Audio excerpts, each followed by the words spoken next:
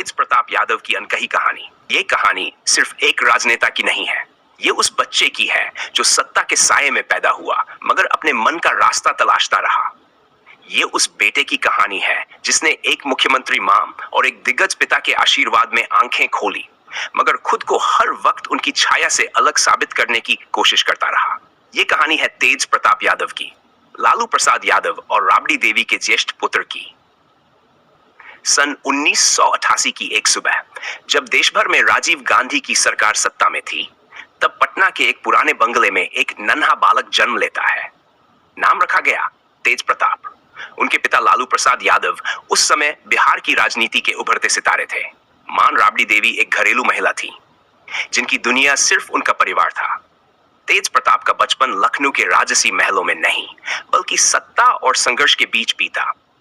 बचपन में वे बेहद शांत और अंतर्मुखी थे, जबकि बाहर की दुनिया उन्हें मुख्यमंत्री का बेटा समझती, अंदर से वे बस अपनी मां की गोद में बैठा एक साधारण बालक थे। उन्हें जानवरों से बेहद लगाव था। जब उनके पिता मुख्यमंत्री बने तो तेज प्रताप अक्सर सीएम आवास के पिछले हिस्से में गायों और बकरियों के साथ वक्त बिताते। यही लगाव आगे चलकर उनके जीवन के कई फैसलों को प्रभावित करता है। तेज प्रताप की शुरुआती पढ़ाई लिखाई पटना में हुई। पढ़ाई में औसत होने के बावजूद वे कल्पना शक्ति में बेहद समृद्ध थे। वे अक्सर स्कूल के नाटकों में कृष्ण का किरदार निभाते, सिर पर मुकुट, हाथ में बांसुरी और चेहरे पर मुस्कान लिए। उनके सहपाठी बताते हैं कि वे पढ़ाई से ज्यादा ध्यान प्रकृति और संगीत में लगाते थे। ये वही तेज प्रताप थे जो शोरगुल से दूर बांसुरी की धुन में खो जाते थे। जहां उनके भाई तेजस्वी क्रिकेट में दिलचस्पी लेते थे, वहीं तेज प्रताप को धर्म, अध्यात्म और कलात्मकता में रुचि थी। उम्मीद और संशय के बीच सन 2015 का विधानसभा चुनाव बिहार की राजनीति में ऐतिहासिक था। लालू यादव, नीतीश कुमार और कांग्रेस एक साथ आ गए थे। इस गठबंधन को महागठबंधन कहा गया। पहली बार लालू ने अपने दोनों बेटों को राजनीति के मैदान में उतारा। तेज प्रताप को महुआ विधानसभा सीट से टिकट मिला। मीडिया ने सवाल उठाए, क्या सिर्फ लालू का बेटा होना ही काबिलियत की पहचान है? लेकिन तेज प्रताप ने जीत हासिल की और जनता ने उन्हें अपनाया। जीत के बाद उन्हें स्वास्थ्य मंत्री का पद मिला। यहां से उनके राजनीतिक सफर की असली शुरुआत हुई। हालांकि उनके मंत्री बनने पर भी कई लोगों ने सवाल उठाए, क्या वे जिम्मेदारी संभाल पाएंगे? तेज प्रताप की कार्यशैली अन्य नेताओं से अलग थी। वे औचक निरीक्षणों के लिए अचानक अस्पतालों में पहुंच जाते, कभी खुद डॉक्टर की ड्रेस पहन लेते तो कभी एम्बुलेंस की सफाई पर भड़क जाते। उनके कुछ फैसले सराहे गए तो कुछ विवादों में घिरे। उनकी सबसे खास बात थी सादगी और आत्मविश्वास। वे अक्सर प्रेस कॉन्फ्रेंस में मंत्रों का उच्चारण करते या कभी-कभी गीता का श्लोक बोलकर जवाब देते। उनके लिए राजनीति सिर्फ सत्ता नहीं थी बल्कि एक साधना थी, एक मंच जहां वे अपनी आध्यात्मिकता को भी स्थान देना चाहते थे। तेज प्रताप ने खुद को कभी सिर्फ राजनेता नहीं माना। वे खुद को कृष्ण मानते थे और वृंदावन जाकर गौशालाओं में सेवा करते थे। उन्होंने कई बार खुद को कृष्ण का अवतार बताया। वे बांसुरी बजाते, सफेद धोती पहनते और माथे पर चंदन लगाते। वृंदावन में उनके कई साधु मित्र थे। वहां वे अपने पद और पहचान से दूर एक आध्यात्मिक जीवन जीते। सोशल मीडिया पर उन्होंने कई बार अपने इस रूप को साझा किया, जिसने युवाओं को चौंकाया भी और आकर्षित भी किया।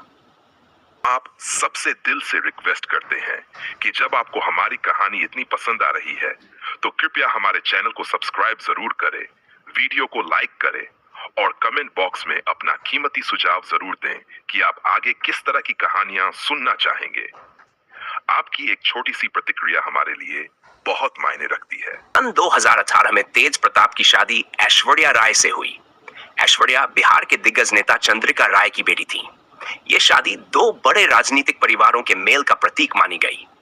पटना का श्री कृष्ण मेमोरियल हॉल जहां उनका विवाह हुआ, वहां बिहार का हर बड़ा नेता मौजूद था। शादी में राजनीति, परंपरा और रस्मों का संगम हुआ। लेकिन कुछ ही महीनों में इस रिश्ते में दरार की खबरें आने लगी। तेज प्रताप ने यह कहते हुए कोर्ट में तलाक की अर्जी दी कि वे इस रिश्ते में बंधे रहकर सांस नहीं ले पा रहे। इस प्रकरण ने उन्हें मानसिक रूप से झकझोर दिया। उन्होंने मीडिया में आकर कई बार भावनात्मक बातें की। उन्होंने कहा कि उन्हें अपनों से धोखा मिला है और वे खुद को टूटा हुआ महसूस करते हैं। इसी समय तेज प्रताप के भाई तेजस्वी यादव राज्य के उप मुख्यमंत्री और फिर विपक्ष के नेता बन चुके थे। वे राजनीतिक रूप से अधिक परिपक्व माने गए। दोनों भाइयों के बीच तुलना होना आम हो गया। तेज प्रताप ने कई बार संकेतों में अपने भाई और पार्टी नेतृत्व से नाराजगी जताई। कभी वे शिवसेना नेताओं से मिलते, कभी अपनी अलग पार्टी चंद्रिका राय सेना या लालू राबड़ी मोर्चा बनाने की बात करते।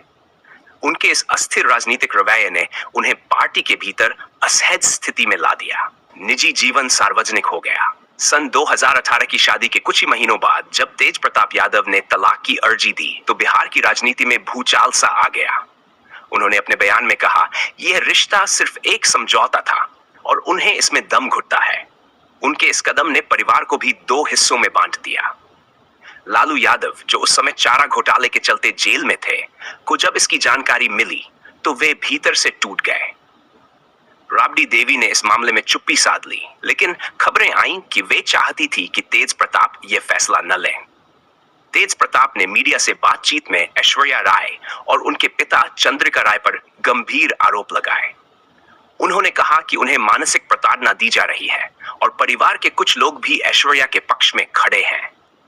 उन्होंने ये भी कहा कि उनके भाई तेजस्वी इस मामले में चुप है, जो उन्हें खलता है। तलाक की प्रक्रिया के दौरान तेज प्रताप ने कई बार राजनीति से अलग हटने के संकेत दिए। वे लंबे समय तक पटना से दूर वृंदावन, बनारस या हिमालयी क्षेत्रों में देखे गए। उन्होंने साधु संतों के साथ रहना शुरू किया, भगवा वस्त्र पहनना शुरू किया और खुद को ब्रह्मचारी कहने लगे। उन्होंने एक वीडियो में कहा, राजनीति माया है, मुझे अब आत्म शांति चाहिए, मैं राधा कृष्ण की शरण में हूं। मई 2025 में सोशल मीडिया पर एक पोस्ट वायरल हुई जिसमें तेज प्रताप यादव एक युवती के साथ शादी की तस्वीर में नजर आए। उस तस्वीर के नीचे लिखा था, 12 वर्षों का साथ अब जन्म जन्मांतर का रिश्ता बन गया, मेरी जीवन संगिनी अनुष्का यादव।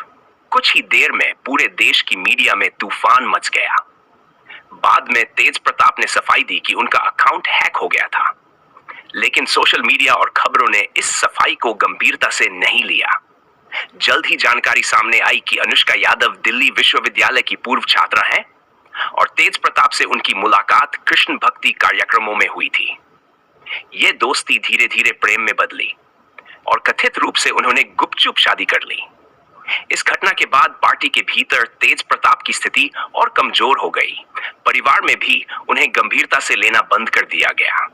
तेजस्वी यादव और राबड़ी देवी दोनों ने चुप्पी साध ली। यादव के साथ विवाह की खबर के बाद तेज प्रताप को पार्टी और परिवार से दूरी बनानी पड़ी। वे एक और अनदेखी का शिकार हो गए, दूसरी ओर उन्होंने खुद को आध्यात्मिक जीवन में पूरी तरह झोंक दिया। वे मथुरा, वृंदावन, हरिद्वार जैसे तीर्थ स्थलों पर कृष्ण रूप में दिखाई देने लगे। उन्होंने सोशल मीडिया पर भक्ति गीत, योग, गाय सेवा और कृष्ण लीला के वीडियो साझा किए। वे ग्रीन योद्धा बनकर पर्यावरण आंदोलनों से भी जुड़ने लगे।